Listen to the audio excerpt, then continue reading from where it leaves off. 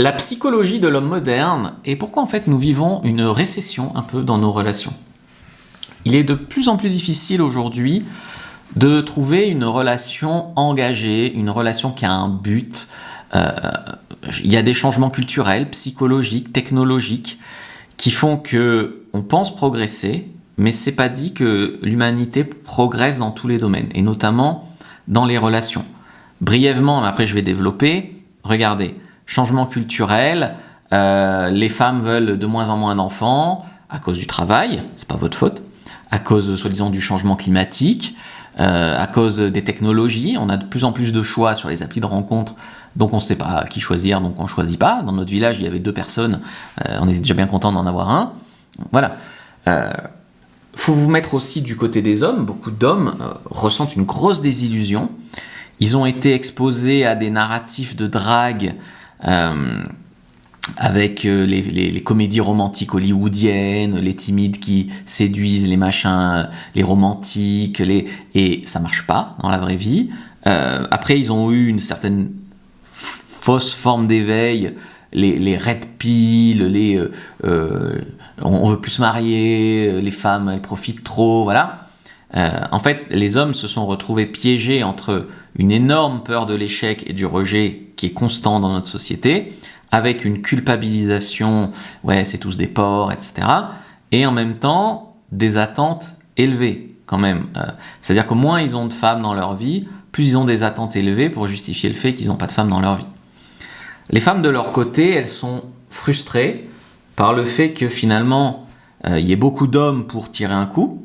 Il y a beaucoup d'hommes qui s'en fichent un peu, ils sont tellement désespérés qu'ils prendraient n'importe quelle nana, mais au moment de s'engager, sont pas disponibles, sont pas prêts, ils ont peur de se refaire avoir, etc. En plus, il y a, comme je disais, tout le côté numérique, site de rencontre qui a accru une certaine fluidité dans la consommation des personnes, et donc augmenté l'indécision. Et donc, on est toujours à chercher mieux, à chercher plus, ou à se tromper, ou, à penser que les gens sur les applis sont pas humains. Ça a été déshumanisé. Combien de fois on répond pas à un message alors que c'est quelqu'un de très bien, et la personne le vit très mal, mais on s'en fout. Pour nous, c'est juste une personne sur une appli. Enfin voilà, des tas de rendez-vous qui mènent à rien. Il y a des statistiques qui montrent que moins de gens mariés ou dans un engagement durable qu'avant. Il y a le phénomène à grande échelle qui fait qu'on va pas y arriver. Il y avait aussi, j'ai fait une vidéo il y a quelques mois sur la récession sexuelle. Les jeunes ne font quasiment plus l'amour. C'est un problème, tu vois. Donc le truc, je pense, c'est de développer une certaine clarté intérieure, donc savoir ce que vous voulez et vous donner les moyens de l'avoir. Parce que beaucoup de femmes sont hyper exigeantes, juste basiquement, mais il faut aussi se donner les moyens de l'avoir. Avoir des standards, des limites, donc surtout ce que vous voulez pas en fait. Moi, je vais pas vous juger sur le fait que le mec soit petit ou soit un peu gros ou gagne pas 10 000 euros par mois, mais je vais vous juger sur un mec qui vous traite mal et vous restez, vous prend pour une conne et vous restez, etc. Observez les signes d'engagement concrets plutôt que vous fier à juste la première impression ou l'apparence de j'ai envie de réussir avec lui donc je persévère alors qu'il veut pas s'engager. Il faut vraiment, je pense, faire votre part sans faire sa part, tu vois, pour lui donner envie de vous mériter, mais sans faire le travail à sa place pour pas s'enfermer dans des relations sans issue. Quand quelqu'un veut s'engager, normalement, il vous propose des choses, il vous fait pas des promesses vagues, il dit pas je sais pas ce que je veux, voilà.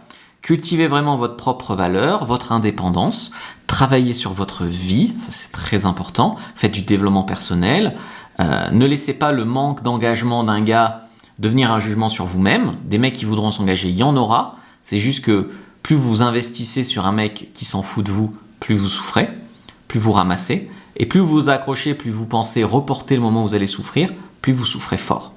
Essayez de refuser de rester dans des relations sans transparence ou sans progression. C'est-à-dire, est-ce que le mec fait des efforts? Est-ce que ça avance? Est-ce que je vois un chemin clair entre nous? C'est des questions à se poser que beaucoup de femmes se posent pas. Donc, je pense que la responsabilité est vraiment partagée pour coacher aussi les hommes Les hommes sont dans un rejet maintenant après avoir été à vos pieds.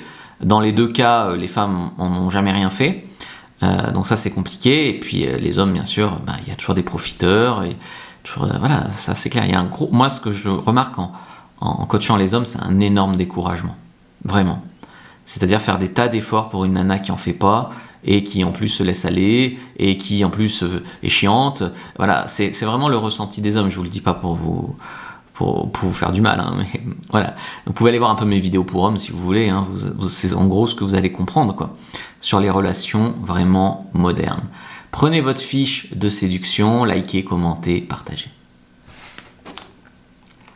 Les erreurs à éviter quand tu veux masser son pénis.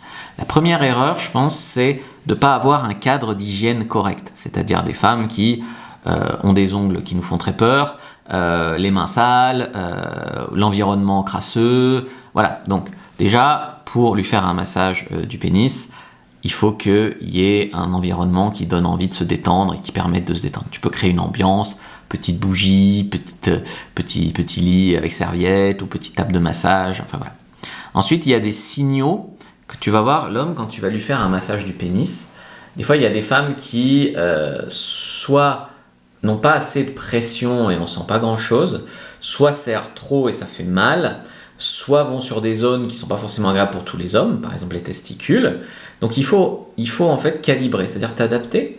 C'est-à-dire l'homme, qu'est-ce qu'il aime? À deux doigts, à toute la main, des mouvements rotatifs, des mouvements de haut en bas, rapidement, lentement, des changements de rythme.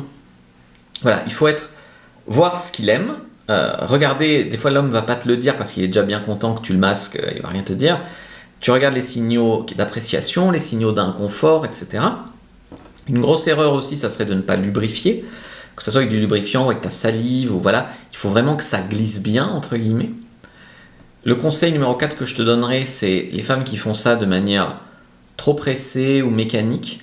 Ça m'est arrivé, par exemple, tu vois, tu fais un cuni à une fille, elle jouit, après vous faites l'amour, et tu as un peu du mal à finir, et tu lui dis, vas-y, branle-moi, et ça va m'aider à finir. Et la fille, elle est là, elle regarde ailleurs, elle fait ça pour te finir, pour te faire plaisir, tu vois.